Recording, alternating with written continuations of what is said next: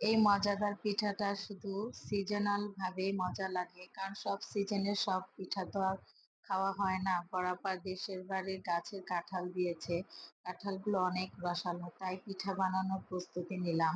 প্রথম ব্লেন্ডারে কাঁঠালগুলি বিচি ছাড়িয়ে নিলাম, গুঁড়া দুধ, চিনি, সামান্য লবণ দিয়ে আমি এগুলাকে ব্লেন্ড করে নিলাম।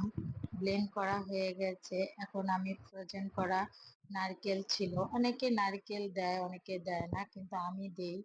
আর এই পিঠাটা আমি সাধারণত ময়দা দিয়ে করি, চালের গুঁড়া না। তারপর ভালো করে মিক্স করে আমি ছোট ছোট করে ডুবো তেলে ভেজে নিলাম। পিঠাগুলো যখন ভাজা শেষ হয়ে যায়, তখন এটার কালার গুলা একদম পুরো মেরুন হয়ে যায় আর অনেক সুন্দর একটা গ্রান আসে। পিঠাগুলা অনেক সুন্দরভাবে ফুলে উঠছে।